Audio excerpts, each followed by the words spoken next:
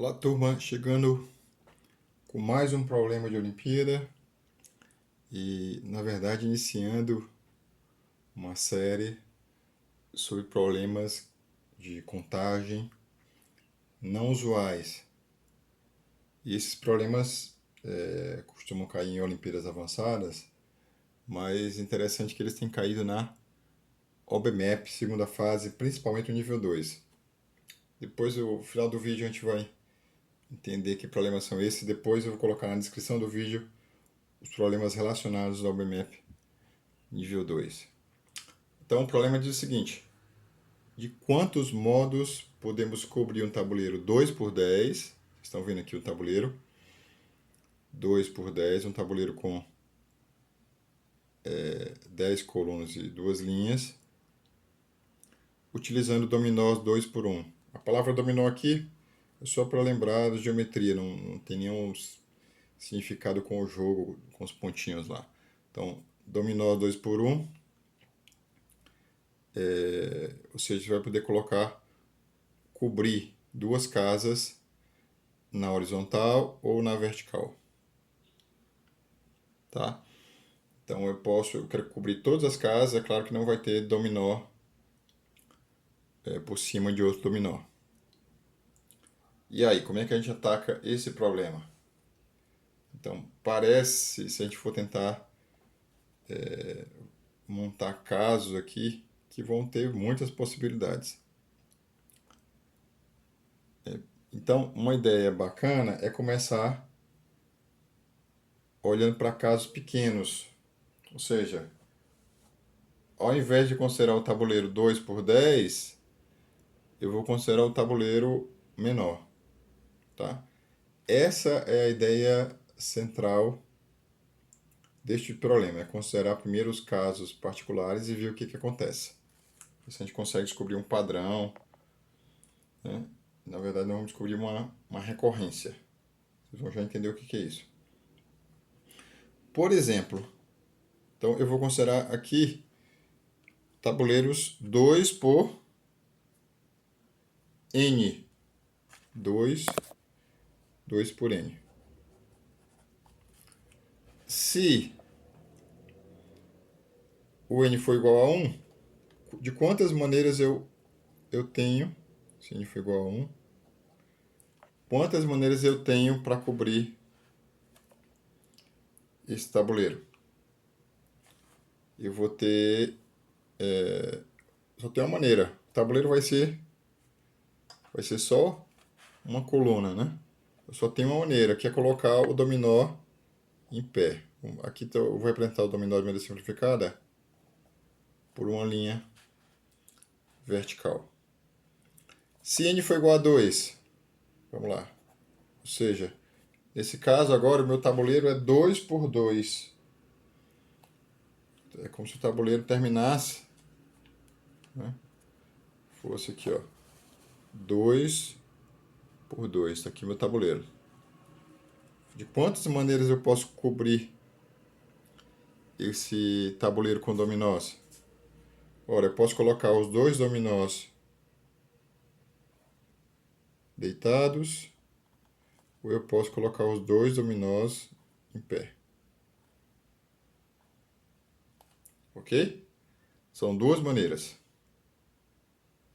Eu posso colocar os dois dominós deitados ou os dois dominós em pé. Agora, se n for 3, ou seja, se o meu tabuleiro tiver 3 colunas, vamos afastar aqui. Meu tabuleiro agora é 2 por 3. Quais são as maneiras de eu cobrir esse tabuleiro com dominós? Olha lá. Eu posso colocar primeiro 2 deitados e um em pé. Isso aqui vai ser uma solução. Concorda? Eu coloco 2 aqui, ó. Um aqui, outro aqui e um em pé. Ou eu coloco... vamos lá. Um em pé e 2 deitados. É diferente, né? Aqui o em pé estava na última coluna, agora está na primeira. Qual é a outra solução? É fácil ver que só tem mais uma. solução, né? Colocando os três em pé.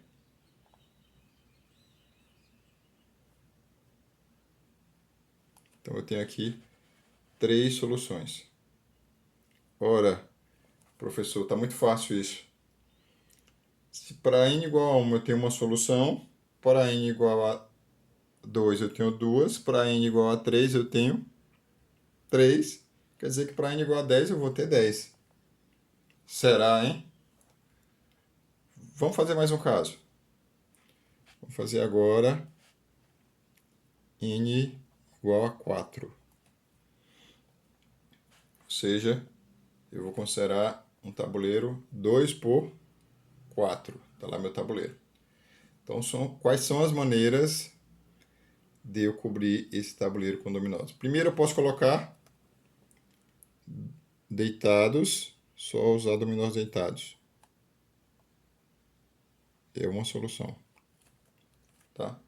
Vou colocar um pontinho separando aqui, para vocês entenderem que aqui são soluções diferentes. O pontinho separa as soluções. Então, para n igual a 4, a primeira solução são dois dominós deitados. Depois eu posso colocar os primeiros dois deitados. Deixa eu botar um pontinho aqui separando. Eu posso colocar os dois dominós deitados, como na primeira solução, mas colocar os dois seguintes em pé. Tem duas soluções já. Outra solução seria colocar, por exemplo,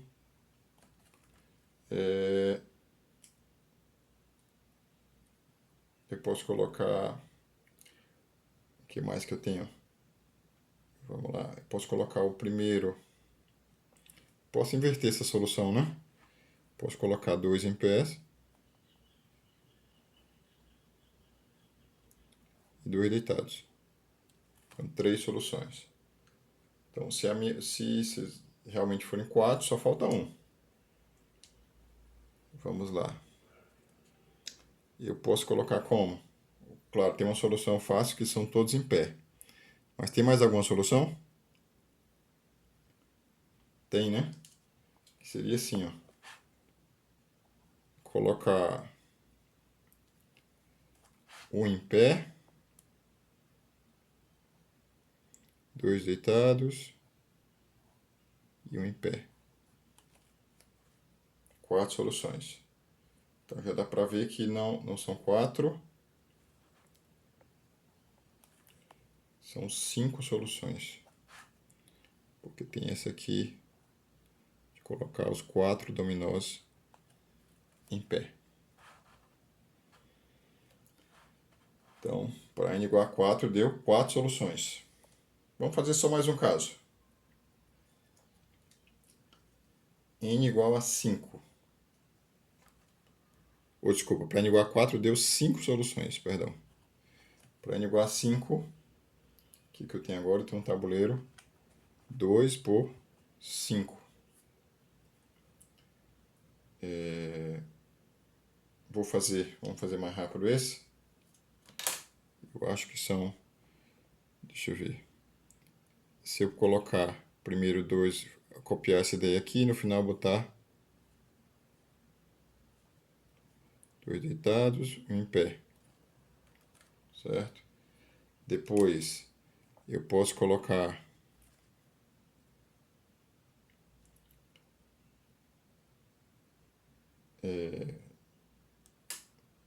dois deitados e 3 em pé. Depois eu posso colocar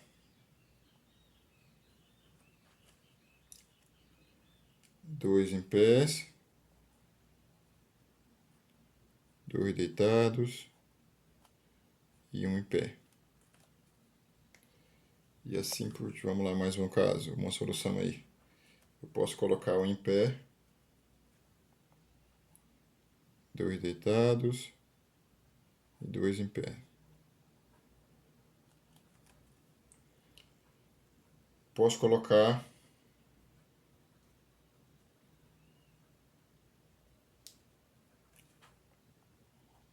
5 em pé.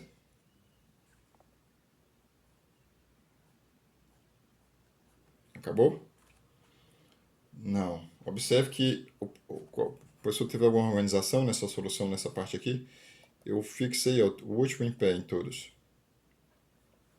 Certo? Agora, vamos ver o último com 2 deitados aqui assim, ó. 2 deitados. Seria o seguinte, ó. 2 em pé, 2 deitados, um em pé e 2 deitados. Vai dar 5 aqui. Depois, um em pé, 2 deitados e um em... Desculpa, eu errei aqui.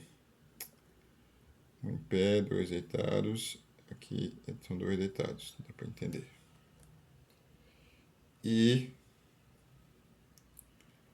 3 em pé e 2 deitados. Então aqui eu vou ter quantas soluções? 1, 2, 3, 4, 5, 6, 7, 8. Então veja lá, para 1 eu tinha uma solução. Para 2, 2. Para 3, 3. Para 4, 5. E para 5, 8. Será que dá para desconfiar o que está acontecendo aqui? Observa que o número de soluções é a soma das quantidades de dois anteriores. 3, 2 mais 1, 5. 3 mais 2, 8, 5 mais 3. Será que sempre é verdade? Vamos pensar. Se eu tenho duas possibilidades para o final, para o último dominó. Então imagina que eu estou aqui cobrindo. Vou fazer aqui meu tabuleiro.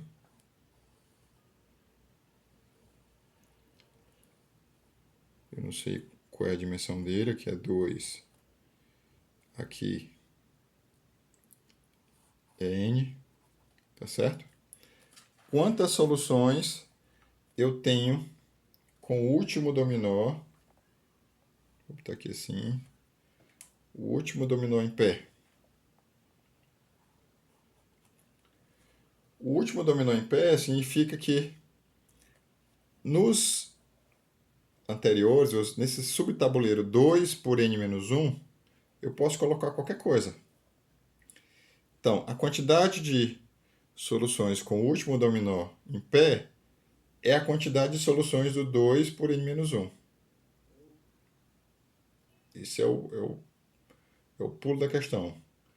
Então, se o último dominó for em pé, aqui no 2 por n-1 eu posso colocar qualquer coisa que eu vou estar cobrindo o tabuleiro. Então, o número de soluções disso aqui vai ser, com o último dominó em pé, vai ser 2, o número de soluções de 2 por n-1. Outra possibilidade é no final, aqui meu tabuleiro 2 por n,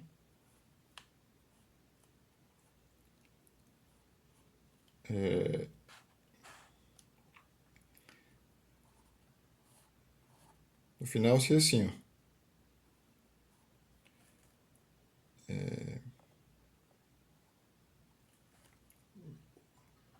Dois últimas colunas estarem ocupadas por 2 dominós deitados. Aqui 2 por n. Quantas soluções eu tenho assim? Veja, aqui no tabuleiro restante eu posso ter qualquer coisa. De quantos modos eu posso cobrir esse tabuleiro aqui? É o número de modos de cobrir o tabuleiro 2, aqui eu usei 2 colunas, por n-2. Então veja, aqui n-2, aqui n-1. Então, é interessante a gente batizar, dar um nome. Então, eu vou dizer que num tabuleiro 2 por n, eu tenha A índice n soluções, ou seja, eu tenho A índice n maneiras de cobrir o tabuleiro. Então, isso quer dizer que, por exemplo, o A1, já que o n quando n é 1, o A2 é 2, o A3 é 3. O A4 é 5 e o A5 é 8. Então, o que esse raciocínio me mostra é que eu vou ter que A índice N, ou seja, o número de maneiras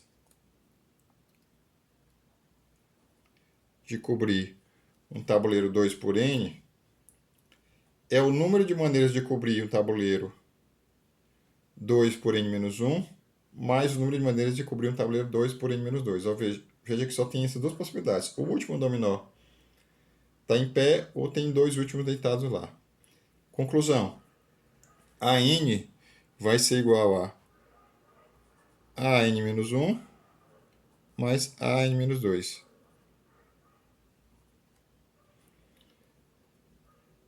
Ou seja, como é que você vai calcular o A10? Ó, eu comecei com a minha lista lá. 1, 2, 3, 1, 2, 3, 5, 8, 13. Por que 13? 5 mais 8, 13. Cada termo é a soma dos dois anteriores. 8 mais 13, 21. 21 mais 13, 34. 55, 89. 1, 2, 3, 4, 5, 6, 7, 8, 9, 10. Então, o número de maneiras de cobrir o tabuleiro 2 por 10 é 89. Então, eu tenho 89 maneiras de cobrir o tabuleiro 2 por 10. Professor, e aí, o que tem mais nessa questão? O que é interessante? Veja, tem várias coisas interessantes. Primeiro, que não é muito usual no ensino regular, no ensino médio, trabalhar questões de contagem. Normalmente a gente trabalha contagem usando o princípio multiplicativo, né, combinações, permutações, e aí vai. E aqui a gente não usou nada disso, a gente usou um método que a gente transforma o nosso problema num problema anterior. Quer dizer, eu não sei resolver, não sei quantas maneiras eu tenho para cobrir o tabuleiro 2 por n, mas eu respondo esse problema em função do número de maneiras de cobrir um tabuleiro 2 por n menos 1 e um tabuleiro 2 por n menos 2. Esse tipo de problema tem caído bastante na OBMAP, segunda fase, nível 2 especialmente, porque eles colocam itens. Por exemplo, ele coloca o tabuleiro 2 por 3, 2 por 4, dão os exemplos de como cobrir. Quer dizer, eu estou falando, não essa questão especificamente, mas questões inteiramente análogas. Eu vou deixar na descrição do vídeo quais questões são essas, para quem quiser dar uma olhada. E que a solução sempre vai ser uma recorrência. Em particular, essa recorrência, essa sequência aqui, a sequência clássica, muita gente já deve conhecer, né? É a famosa sequência de Fibonacci. Sequência de Fibonacci. Vocês podem pesquisar aí. Não é exatamente, então, o AN aqui, a sequência de Fibonacci clássica, ela começa com 1 e 1. Então vai 1, 2, 3, certo? E assim por diante. Então, a minha solução aqui, o AN, é F n mais 1. N mais 1 é o termo da sequência de Fibonacci, porque a sequência de Fibonacci clássica começa com 1 e 1. Mas esse é só um detalhe. Pergunta, professor, tem uma maneira de calcular